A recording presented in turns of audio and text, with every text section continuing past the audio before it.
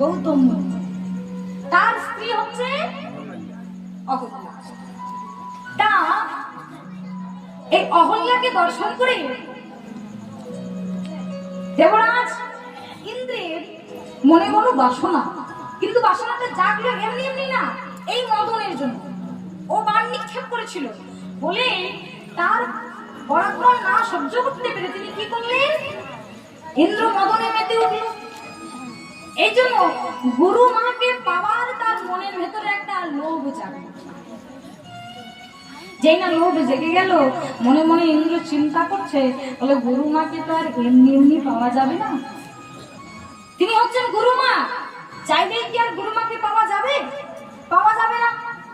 সে তখন বুদ্ধি বের করলো। কি বুদ্ধি বের করলো? ছলনা।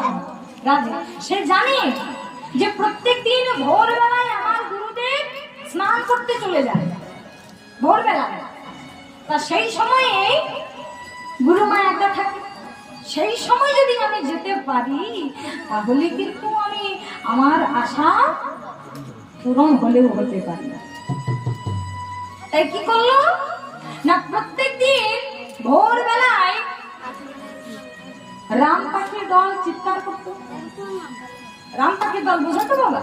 হ্যাঁ, মোরগ মোরগ মোরগ ডাকলে তখনকার দিনে তো না ঘড়ি ছিল না যে ঘড়িতে 4টে বাজে সময় হয়েছে এইবার উঠবো, তা তো নয়। ওই রাম পাখির দল যখন ভোরবেলায় ডাকতো তখন বোঝা যেত ভোর হয়ে গেছে, এইবার ঘুম থেকে উঠতে হবে। রাধে হরি হরি। তা দেবরাজ ইন্দ্র কি করলো, ওই রাম পাখির দলকে বলে দিল, শোন, প্রাণে যদি বাঁচতে চাস তবে আজ আমি যা বলবো তাই করতে হবে। কি করতে হবে বলে, প্রত্যেকদিন ওই যে ভোরবেলায় ডাকিস, আজ আর ভোরবেলা দেখতে কাজ নেই, আজ মাঝ রাতে তোরা ডাকবি।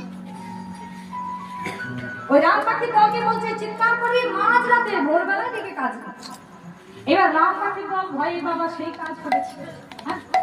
এদিকে গৌতম মুনি এবং তার স্ত্রী সেবা করে শয়নে গেছে।